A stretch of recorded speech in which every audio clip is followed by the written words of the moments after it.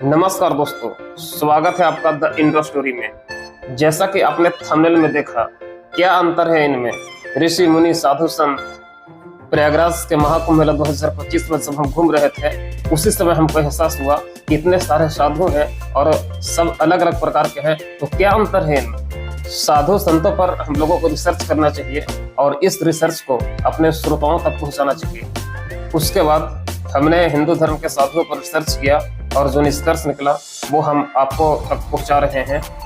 ऋषि मुनि साधु और संत ये सभी आध्यात्मिक मार्ग पर चलने वाले प्रतिष्ठित व्यक्ति होते हैं।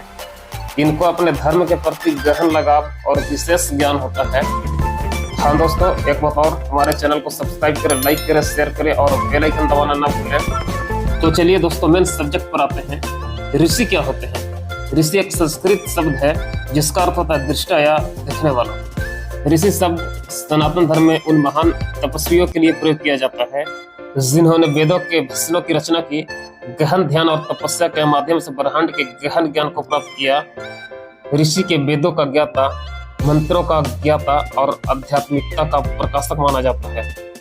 इन्होंने सिर्फ मंत्रों की रचना ही नहीं की, उन्होंने समझा, अनुभव किया और इसको आम लोगों तक पहुंचाया।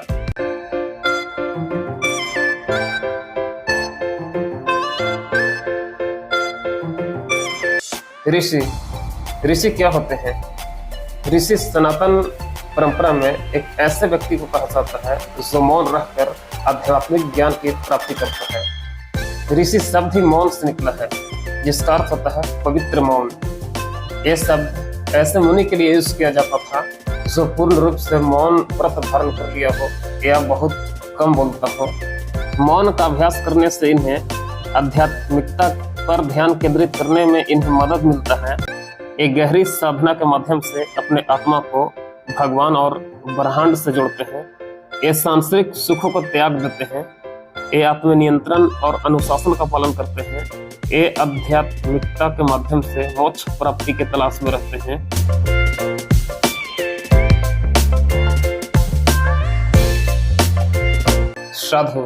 साधु क्या होते हैं। सनातन समाज में साधु ऐसे व्यक्तियों को कहा जाता है जो सांसारिक जीवन को त्याग दिया हो और आध्यात्मिकता के मार्ग पर चलने का संकल्प लिया हो।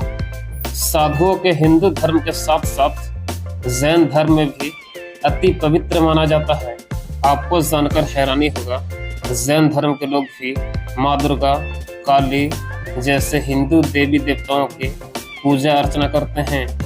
इनका मुख्य उद्देश्य ध्यान, तपस्या, ज्ञान और मोक्ष की प्राप्ति करना होता है। इसलिए सांसारिक जीवन जैसे परिवार, दोस्त, रिश्तेदार, नौकरी, संपत्ति या किसी भी भौतिक सुख सुविधा को त्याग देते हैं और भगवान के भक्ति में लीन हो जाते हैं। साधुओं का मुख्य रूप से 3 कैटेगरी होता है: सन्यासी, जोगी और वैरागी। ये भिक्षा मांग कर अपना भोजन प्राप्त करते हैं और सार्वजनिक रूप से उपलब्ध स्थानों पर रहते हैं। साधु सनातन धर्म के आम लोगों में भी काफी लोकप्रिय होते हैं। ये आम लोगों को आध्यात्मिक ज्ञान प्रदान करते हैं। ये धर्म से संबंधित सभी महत्वपूर्ण चीजों को बतलाते हैं, जिससे कि आम लोगों को धार्मिक ज्ञान प्राप्त होता है।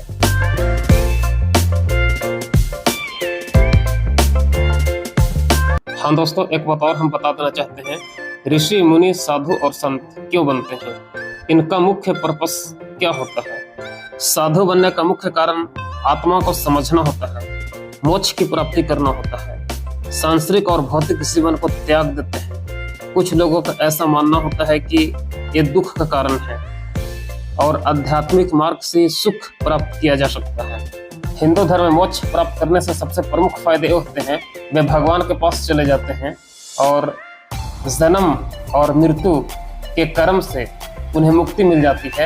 यानी कि फिर ये सांसारिक जीवन में उन्हें नहीं आना पड़ता है और वे भगवान के पास परमानेंट के लिए रहते हैं।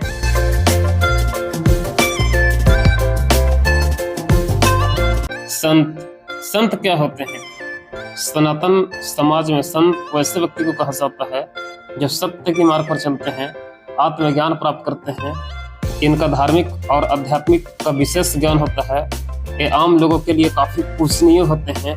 ये धार्मिक समारोह जैसे महाकुंभ मेला, यज्ञ, ये सब में भाग लेते हैं और अपने ज्ञान को आम लोगों तक पहुंचाते हैं। सनातन धर्म में ये भगवान के प्रतिनिधि माने जाते हैं। इनका आचरण, वाणी और उपदेश ये काफी पवित्र माने जाते हैं। अब हम अंतिम में एक बात स्पष्ट कर देना चाहते हैं। एक वाक्य हमको याद है, जब महाकुंभ मेले में हम घूम रहे थे और एक साधु से मेरी टक्कर हो गई थी। इसके बाद उन्होंने गुस्से में हमसे बोला था, तुम यहाँ से तुरंत अभी निकल जाओ और नहीं तो तुम्हारा दिमाग खींच लेंगे और तुम पागल हो जाओगे और कहीं के नहीं रहोगे। तो दोस्तों, कुछ साधु और संत काफी गुस्सैल होते हैं और इन गुस्सैल साधु और संतों से सावधान रहें।